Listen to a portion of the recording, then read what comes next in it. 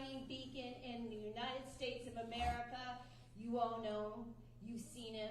He ran for president of the United States. He was a voice that we had not heard in this country, a voice that was speaking truth, someone who was so smart, so intelligent. He went to a lot of Ivy League schools, but don't hold it against him because he's not your traditional Ivy Leaguer. He's a strong conservative. He's a businessman who started an incredible biotech company. But instead of resting on his laurels, what's he doing? He's giving back to his country and to Ohio. And I can't wait until Vivek Ramaswamy is our governor for this great state of Ohio. Fantastic. Thank you. Thanks for everything. You're welcome. Give Jane Timken another round of applause. Thank you, Vivek. And Janet, get up here. Janet Creighton as well. Thank you. Thank you. We love you guys. Thank you. And Jane, it was, you don't often talk about this, but you were one of the first people who got me into politics in Ohio. I was making my transition out of my business career. I don't even know if you remember this. I do. This was right after May of 2020. This is when George Floyd died, maybe May, June, around that time frame. The country had really lost its senses. And I was beginning to think about it. I was the CEO of a biotech company, and then somehow there's even furor at my own company about making sure we're standing for Black Lives Matter, which I didn't feel was the job of a corporation. And by the way, was a cause that caused for dismantling the nuclear family structure. None of it made sense to me. And that's when I first started thinking, Jane, about the fact that I've been blessed with the opportunity to live the American dream, as have you, and watched you leave a business career that you didn't have to leave to be able to serve your state. And Jane was one of the first people who actually talked to me about the possibility of getting into politics in Ohio. You planted that seed, and now, just a few years later, look here where we are. So I want to thank you for that. It's been a wonderful and memorable journey. Thank you. You were a great chair for our state. So I want to tell you one of my favorite parts of running this campaign so far this year. It actually started with the first of these dinners. We've enjoyed traveling the state to many of the Lincoln Reagan Day dinners in the first half of the year. One of my first ones was actually in Lucas County in Toledo, in Northwest Ohio. We had a energetic reception upstairs. Not quite even as energetic as Stark County. I mean, you guys are next level here. Yeah. But it was very energetic, but this is next level in this room. Stark County is bringing it tonight. But we started, they were great too. Good energy in Lucas County, about 500 or so people in the room. We had the session where we take some pictures. There was a guy in the back of the line. He was there with his son, 18 years old. They waited in the back. And it was just like tonight. There were protesters outside, but a lot of energy inside. They're waiting. The father and his son. Son might have been 18 years old. Son comes with a book. They take their picture. The father hands me the book and says, "Can you sign the book?" I signed the book for him. And I ask him, "Where's your wife tonight?" And he says, "She's actually one of the protesters outside." Which I thought was pretty funny. It reminded me of the Ohio that I grew up in, right? People disagree vehemently, but hopefully in their case still get together at the dinner table at the end of it, right? That's my wish for them at least. I'd like to think they're still married. They made it at least 20 years. So that committed me to do something. This is the very first couple weeks after I declared for the campaign. And that night, I didn't talk to the protesters. But I said after that, for the rest of this campaign, when we travel the state, when there are people who come out to protest me with some vicious signs out there, let's be honest. I don't care. If they're dropping F-bombs, that's fine. Doesn't matter. We're still going to go out and talk to them. Not going to bend our spine. We're not going to bend our will. We're going to stand for our principles. But we're going to do it with respect and dignity for our fellow citizens, and hopefully maybe even bring a few of them along. So I did that from Warren County. We met a bunch of teachers who were fed wrong information about my policies anyway, who were outside protesting, all the way to college students who were misguided protesting at different events. And we went around the state doing this. It was my favorite part of this campaign, talking to people who actually disagreed with us in this room to at least have a conversation with them. And one of our final dinners of the spring circuit this year was in Wayne County. And I was reminded of this because I met one of you who was at Wayne County with me at that dinner. We had about 700 people in the room like this, but again, once again outside, there were protesters. It was a hot Saturday afternoon, And I said, we're going to go out and talk to him. As soon as I get out there, there's a woman who approaches me, and she is not happy. She's screaming at me. And I couldn't first even make out what she was saying, but at first I could, if you listen carefully, I could make out finally what she was trying to yell at me, which is, why are you taking away our veterans' benefits? And that struck me as odd because never have I advocated in Ohio or in the nation for cutting back our veterans' benefits. So I said, no, we're not cutting your veterans' benefits. She screams at me, you're cutting our veterans' benefits. Why are you doing it? I said, ma'am, listen. First of all, it's not something a governor can do. Second of all, if a governor wanted to do it, it would still be misguided and a horrible political strategy for me to run on that.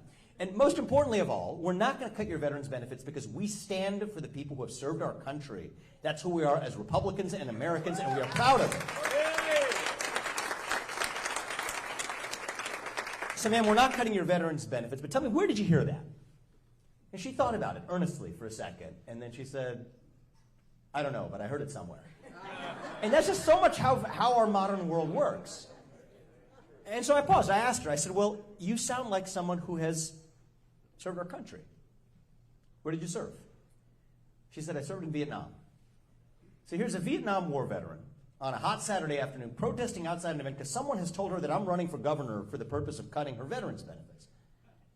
So I told her, you know what, why don't you actually come in and join us tonight? Join us for dinner. You could sit at the head table. It's like where I'm sitting, where Janet's sitting right now. I said, you could sit at the head table with us, hear what we have to say. What do you say? She said, deal. Which I thought was, I give her credit for. She came inside, and I'm giving the speech like I am to you all, but I'm keeping an eye on her. You know, not right where Janet was sitting was this woman. She's a Vietnam War vet. You know, we give her credit for that. And so, just like you did tonight, we did it that night. We said, anybody who's in the room, please stand if you're a veteran and you've served this country. And there was at least about 30 people in the room or more who stood up. She was one of them. The entire room applauds. And so now I'm towards the end of the speech. And we say, if you're a Vietnam War veteran, please remain standing. She was the only person in the room left standing.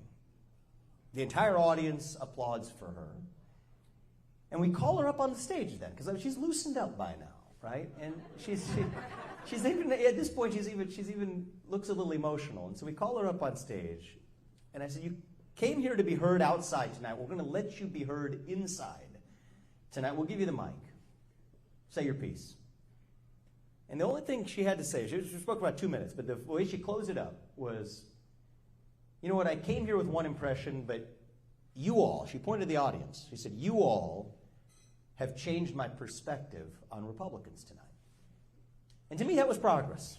So one woman in Wayne County on a hot, sweaty day, she's in a hot, sweaty t-shirt for 2 hours, coming in, listening to the people who disagree with her, having the courage to show up, and at least showing decency as we parted ways that evening. I have no idea who she's going to vote for in the election. And that's not even my top concern. But to me, that's America. That's Ohio at our best. And so we made that commitment in the campaign. I publicly committed. We're going to go out and talk to the protesters. And I'm going to tell you about something that tonight makes me a little sad. Is that we have protesters across the street at this event. It's a bright day, but I'm not able to go talk to them. Not anymore.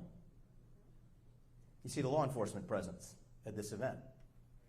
And they correctly, I don't blame them, they correctly tell me, I suppose I could still, I guess I could overrule their judgment and do it. But they said, you can't do that. And that's not America. Makes me sad tonight. We're a country where, disagree as we might, words are not violence. Violence is violence. And violence is never an acceptable response to words. That's who we are. That's the whole ballgame. If you think about this entire project that our founding fathers unleashed 250 years ago, it's the idea that we, the people, disagree not with bullets but ballots. As you said it beautifully, Janet, that we settle our disagreements at the ballot box. That's who we are as Americans. I mean, most countries in human history have gone in ugly, dark directions. God forbid we do that in the United States of America. That is who we are at our best.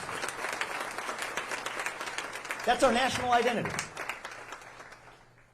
Now, I cannot imagine what a young person is going through today. If you're going to college today, on a college campus, especially as a young conservative, imagine what you went through for the last 4 years. For the last half decade, you were told to effectively put your head down, do as you're told, comply, start with the COVID years, the aftermath of that George Floyd death and the riots that followed. If you wear the wrong hat to a summer internship, you might not get the full-time job.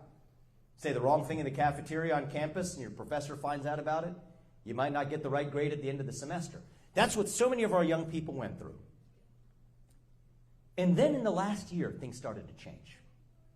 So many of our young people, including in the run-up to the 2024 election, and I visited those college campuses, including with my friend Charlie Kirk, to so many of them last year. We saw it at those college campuses. Things changed. The environment had changed. People began to have the courage to speak their mind with conviction once again. Through the darkness, back to the light. Liberal or conservative, it doesn't matter. To be able to debate, to be able to express ourselves, to be able to express your faith in God, your belief in your country without fear of retribution. That's where we got. And then, as a young person, put yourself in the shoes of a 20-year-old on a college campus to see one of the people who inspired you the most to do that shot in cold blood in an assassination for what? Speaking his mind on that college campus. And I worry that's going to create a cynicism in Gen Z and amongst young people with respect to free speech. We can't let that happen. So my question is, what do we do about it? The answer is not violence, but the answer is not backing down either. The answer is going to be doubling down on our culture of free speech and open debate. Speaking your mind with conviction. We had a lot of young people here tonight, you know. How old are you, man? You're in the back? You're 15. We met there, right? You're the golfer, right? Yeah, big golfer at the age of 15. I like that. He said he's a solid Republican. We're going to make Ohio about as red as the shirt you're wearing, all right, by the time we're done with this. So I like that. You know, my advice to you is you're 15 years old. You know what? When you're the only person in a room who believes what you do, you have an obligation, a civic duty to this country, now more than ever, to say it. Say it with a spine. Say it with conviction. Say it with respect.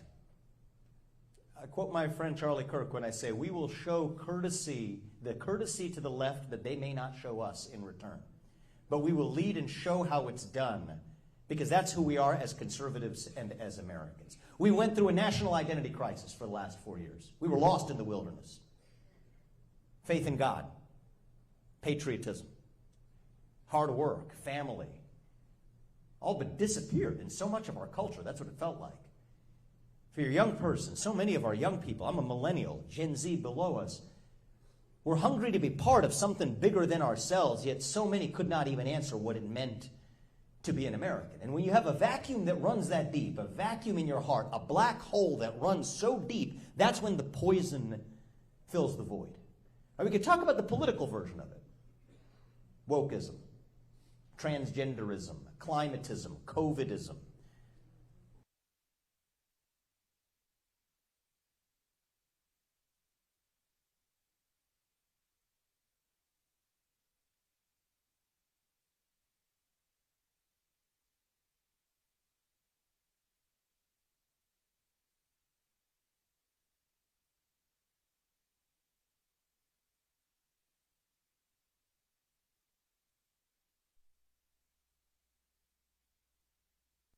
And climate, if we have the courage to stand for it, to stand for what is good, what is beautiful, what is virtuous.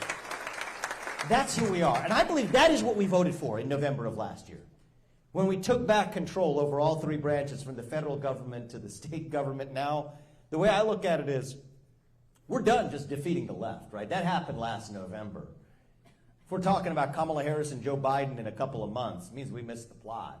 I want our memory of Joe Biden's presidency to be about the same as Joe Biden's memory of anything while he was in office. So I say that in a joking, friendly manner. We're done talking about the other side. Now the question is, who are we and what do we stand for?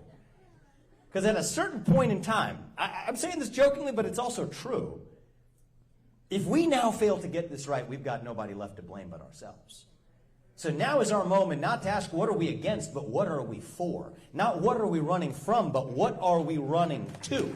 What is our vision for this country as conservatives and as citizens of the United States of America? What does it mean to be an American today? It means we believe in those ideals of 1776. It means we believe in merit, that the best person gets the job regardless of their race, that you get ahead in the United States of America and you get ahead in the state of Ohio with your own hard work, your own commitment, your own dedication, judged not on the color of your skin, but on the content of your character and your contributions. That's why we're eliminating the affirmative action and DEI quotas. Not because we're against anyone, but because we stand for merit. That is who we are. It means we believe in the rule of law. And I say this as the proud son of legal immigrants to Cincinnati, Ohio, 45 plus years ago. It also means your first act of entering this country cannot break the law. Because that, too, is what it means to be an American. We're a nation founded on the rule of law. It means you get to speak your mind in the open as long as I get to in return, and we settle it with words, not through violence. That you get to go to a city from Cincinnati to Dayton to Columbus to Cleveland to Akron to Toledo without fear of looking over your shoulder for getting mugged or getting robbed or getting beaten down. That is your birthright as an American. That we believe in the American dream. That if you work hard, you play by the rules, you get to have a good life and dream for an even better life for your kids. That is who we are. And I believe we now in Ohio have a historic opportunity to show our country how it's done. To lead the United States of America back to greatness. To power America's comeback from the heart of the country. I love Texas and Florida. They've done a great job in the last couple of years. I give credit where credit is due. But we're no longer going to be living in the shadow of Texas or Florida. Now is Ohio's turn to pave America's path back to greatness. That's why I'm running to be your next governor. Thank you. To be clear, we're a great state. I want to give credit where credit's due. We're a great state, but great is not good enough. I don't want to lead Ohio to be the best in the Midwest because, frankly, we are already the best in the Midwest, in my opinion. Yeah, man. I visited Minnesota a couple of months ago. I can confirm we are the best in the Midwest, okay? With our due respect to, Governor Waltz, if I may call him that. We're doing well, but we're not aiming to lead Ohio to be just the best in the region. I want to lead Ohio to be the top state in the country to raise a young family, to give your kids a world-class education, to grow a business, and yes, to live that idea of the American dream. To be the state where patriots across this country actually flock to and flock back to in the case of so many of our kids, instead of just going to places like Texas and Florida. Now, I visited New York for 9/11, and we were talking to a few of my friends who live there. I lived there for about a decade myself. My in-laws live there, and we tell our friends in New York, and we go to Florida, we say the same thing. We're going to create the state that leads the country. And they say, well, hold on a second. We like you and all, but don't get carried away. How could Ohio be that state in America? And I remind them that it was not long ago that Ohio was that state in America.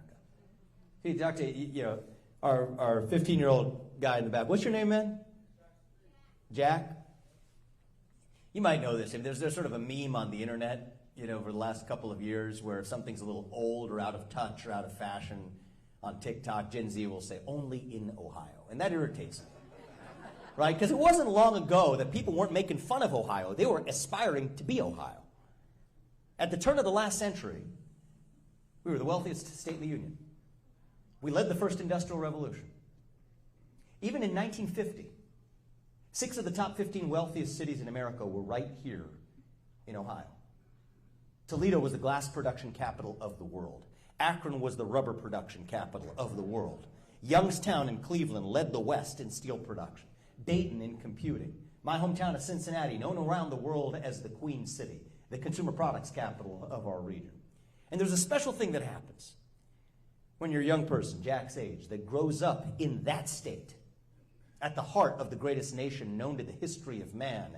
You gain the self-confidence to achieve the things you were taught to believe were impossible. You see, it's not a coincidence that was the same Ohio that Neil Armstrong grew up in when he became the first man in human history to walk on the moon. born, raised, living in Ohio as he did it. It's not a coincidence that was the same Ohio that John Glenn grew up into. Became the first American to go into orbit around the Earth. Born, raised, living in Ohio as he did it. It's not an accident. That was the same Ohio that the Wright brothers grew up in. When they became the first people to take flight at a moment they were taught to believe that was crazy talk. Born and raised in Dayton, Ohio. That's who we were. And you know what? We can be that state again. Because if you think about it, not the rah-rah stuff, just rationally. If you think about it, we have every natural gift we did the first time around. Same fertile farmland, same great natural resources, including even natural gas now. We didn't even know that was valuable back then. Same great geographic location. Think about this for manufacturing. 60% of North America's population, not just America's population, 60% of our continent's population within a single day's drive of where we're sitting right now. Ohio River to the Mississippi, Erie Canal to New York City. God has blessed our state with every natural gift we could wish for to be the state that leads the United States of America once again. All we have to do is to believe in ourselves to be that state again. We were the first frontier. And if we're willing to believe in ourselves, we will be the next frontier for America as well. If Silicon Valley led the way for the last 10 years in our economy, it's going to be the Ohio River Valley for the next 10 years. All right, not the Rust Belt, but the Platinum Belt. That's where we're headed. That's where I hope to lead our state. The sectors of the past that got us here, from agriculture to production of glass, rubber, and steel, all the way to the sectors of the future, from semiconductor production to nuclear energy to biotech to the state where we even use AI and quantum computing, not to take old jobs, but to make new jobs through workforce training and education. That's where I want to lead our state, a modern-day Northwest ordinance for Ohio. The first time around when a group of Baptists came out west, securing what? Freedom of speech and religious liberty, even before the Constitutional Convention. That was us. This is once again our modern-day Northwest ordinance for our state, and that is going to require some change. How could you get there without it? And some people find a little bit of change scary. Change is empowering if it's the right kind of change. Building on a great foundation that we have, how do we actually leap to an even brighter future ahead? We're going to be the state where people want to move their businesses and keep their businesses in, rather than move into Florida or Tennessee or Texas where we're chasing so many of our entrepreneurs. We want to attract them to the state of Ohio, but we got to make changes to do it. We're going to become a zero income tax state. It's your money, not the government, and you deserve to keep what you earn. We believe in capitalism. We don't apologize for it. Capitalism beats socialism every time. We've got to teach our young people that to believe it as well. Our property taxes have gotten too high in this state, insanely high. It's your land and not the government's. And we're going to bring down property taxes in this state. You should not be paying more in your principal and interest repayments on your mortgage. Pay more than that in your property taxes. It's unjust, it's un-American, and we're going to put an end to it. We are. I appreciate that. We're going to get that done soon after we take office. I told you, Jack, we're going to make the state as red as your shirt. We're a red state, but sometimes we act like we're a state of red tape at times. And we're going to cut through that red tape and bureaucracy. I've traveled this state. I've met countless people who will tell you, small business owners, say there's a little too much red tape, permitting processes, etc. We need to shave that down. I have yet to meet one person who says, can we get a little more red tape in this state? Never happened, and I don't think it's going to happen. We want to be the state where we build. Build more small businesses that grow up to be big businesses. Build more manufacturing plants. Build a life in the mold of the American dream. Build a family. That's what we want in this state. And one of the keys to unlocking that future is for Ohio to be the state that leads the United States out of the educational achievement crisis that we are in. I mean, this is a generational issue. I would go so far as to say this is probably the top issue for the next 20 years in our country that nobody's talking about. We had the nation's report card that just came out last week, which showed that we're now hitting the all-time low since 1992 when they started recording it, the all-time nadir, the low point in math and reading achievement when you graduate from 12th grade. 75% of 8th graders are not proficient in math, and the average student in China is now a full 4 years ahead of the average student in the United States. That's unacceptable, and we're going to turn that ship around. We're going to turn it around for our country right here in the state of Ohio, where we give them the world-class education that is their birthright as an Ohioan. And we're going to do it by, number one, yes, taking school choice to the next level, because every parent deserves to determine where they send their kids to school. That's part one. But we're also going to do it, and this is where I want to lead the country, not playing catch-up. We're also going to do it by equipping our public schools to compete with the best of those alternatives. Because there are many parts of this state where, let's be honest, there are no other alternatives to that public school, so we have no choice but to equip those public schools to bring standards back for our students to actually aspire to and achieve. Now, to get there, first of all, our kids have to show up to school. And so much of the wave of violent juvenile crime in our cities, so much of the wave and the downward plunge we saw in those academic standards was actually due to those COVID-19 school closures, where sadly we were, and I love our state, but I'm always going to call out the truth as I see it.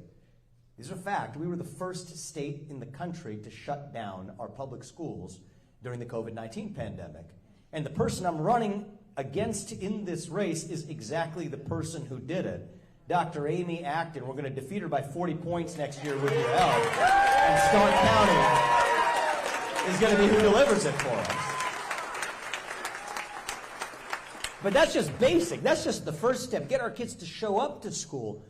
We have to then bring back standards to our public schools as well, making sure every kid is able to achieve the maximum of their own potential. I was talking to a small group of you beforehand. On my watch in Ohio, some of this is going to be controversial. But if you care about somebody, you tell them the truth. If you care about yourself, you can tell them what they want to hear. I'm going to give you the truth. When I'm your next governor, with your help, hopefully we get there, we're going to make sure that every kid in Ohio, by the end of third grade, is able to read. And if you can't read by the end of third grade, you're not going to fourth grade. We got to make sure that our kids are not little widgets on an assembly line that we just move along and turn graduation into a participation trophy, which is what it's become. To the contrary, that's a critical point in a child's development, where you go from learning to read to reading to learn. And if you don't make that transition, then you're 4 times more likely not to graduate from high school. Double more likely to end up in jail or end up in poverty or on government aid. That's not compassion passing that kid along. That is actually true cruelty. So we have to stand for what is right, what is true, what is good with those standards. Algebra competency by the end of 8th grade. Set that as a goal. In that case, 100% may not get there. That doesn't mean we take it away as a goal. Every high school senior who graduates from an Ohio public high school on my watch will have to pass the same civics test that every legal immigrant has to pass before the immigrant becomes a voting citizen. That's a condition for graduating from high school. Because you got to know something about your country to love your country, to pledge allegiance to that country. Say the pledge every morning with a moment of silence to go along with it, to ground ourselves, reminding us who we are, to be proud of who we are, to give ourselves the self-confidence that allows Jack's generation to achieve what Neil Armstrong's generation did. To make sure that we provide a path for every child, where if a 4-year college degree is your calling to be a doctor, like my wife Apurva, or to be able to go into biotech or other industries like it was for me, that's great. We want the best universities in the world right here in Ohio. But also to pave a path for so many of the young people for whom 4-year college degrees are not the right path, by offering opportunities in alternative professions. I don't even call them the trades anymore. Alternative professions, from carpentry to welding, to being a mechanic or a builder or an electrician or a plumber or a machine operator, to also live the American dream without having to take on burdensome 4-year college debt. That too is what it means to excel for our country. And it's not that one of these is more elite than the other. I'm not in the camp. Actually, it's funny. I heard President Trump say this, when he and I sat down too. I've always been in this camp. I'm not in the us versus them. It's the elites. You know what? They're all elite, okay? Plumber, carpenter, nurse, doctor. We need all of them in this state. It's about lifting everybody up, where every path is open to every child. See, that's what a true meritocracy is about. A true meritocracy recognizes that every one of us, every one of you, every one of our kids has your own unique God-given gift, distinct from every other person in the world, actually. and that we're the country on God's green earth where you are able to make the most of your own unique gifts without any man or system or government or bureaucracy standing in your way. That is what made America great the first time. That is how we will make Ohio and make America great again. To give our kids the self-confidence to see themselves not as victims but as victors, not to be spiteful to somebody else's success, but celebrate it because they're participating in it with their own skin in the game. The state where the American dream is your birthright, where success is your birthright, where a world-class education is your birthright, where freedom is your heritage and excellence is your destiny. This is not a humble vision for our state. It is an ambitious vision because that is who we really are as Ohioans and as Americans. As tough as this last week was, we don't whine, we win. We're not victims, we're victors. When we rallied behind the cry to make America great again, that is what we hungered for. The unapologetic pursuit of excellence in this country. I speak as the father of two young sons. One is 5 years old, one is 3. I dropped my 5-year-old at school this morning in Columbus. I'm going to be back home tonight so I can do it again tomorrow. And God willing, we are expecting our first daughter early next year as well. In February. Thank you. Thank you. And my wife is a hero. She's a real hero in the family. She's in her 2nd trimester and still treating patients at the cancer hospital at the James, one of the top throat surgeons in the country right here in Ohio, doing that every day, or she would have been here. That's where she was during the day as well. And I speak for both of us when I say this. We are in this to pass that same American dream on to our kids and their generation, to our kids and to yours, so that our kids are able to do it even differently than I did. See, I grew up in Cincinnati. I went to public schools through 8th grade. I went to St. X for high school, but then I went to Harvard, right? Jane, you went to Harvard too, right? Yeah, I went to Harvard, went to Yale. Yeah, JD was my classmate at Yale too, funny enough. Funny how worlds, collide. There's actually another classmate of ours at Yale too who sadly is spouting off, dropping F-bombs against Charlie Kirk and running for office here in Ohio. Funny enough, the way the world intersects, right? We pray for the mental health of anyone who needs it. I mean that earnestly and not in a cynical way. Portman, I care a lot about our next generation and our young people. We want to fight every day for that American dream, so that in their case, they're able to do it not by going to New York, going to Harvard, going to Yale, as I did. But in their case, they're able to achieve the maximum of their own potential by actually staying and remaining right here in Ohio. Not because we force them to, but because this is the place on God's green earth where the best opportunities are actually available to them. I consider that my personal responsibility, both as a father and hopefully as your next governor. That is why we're in this. To lead our entire state. And I'll be honest about this, not just the people in this room. I'm a proud constitutional conservative and a Republican. I will not apologize for that. I know many of you would not either. Okay, we're proud of that. But I'm not in this just to lead the people in this room. We will equally lead and hopefully lift up the people who are not in this room as well. Even the protesters who are lining up across the street, so long as they're peaceful and respectful about it. We want to lift every person in this state up. And I don't care what you call yourself. We're Republicans in this room, but you can call yourself independent, libertarian, orphan, Reagan, Democrat. Maybe have some in this room. Politically homeless, it doesn't matter. If you care about giving your kids that same shot at the American dream that this state and this country, that this state and the nation gave to me and to my family, if you care about giving your kids that world-class education, then honest to God, we will work with you to lead our state to greater heights than we have ever seen, because we are not a nation in decline. We are not a state in decline. We are still on our way up, in our ascent, a state and a nation whose best days are still yet ahead of us. So we're not just going to make Ohio great again. We're going to make Ohio greater than we have ever been. Thank you for coming out tonight, Stark County. We love you. God bless you and your families, and may God bless our great state of Ohio. Keep fighting. Thank you. Thank you. Thank you for having us. Yeah. Thanks so much. It's wonderful. Thank you. All right, Thank you. this is a great gift. We love the energy. Let's give it up for Vivek Ramaswamy, our Thank you. next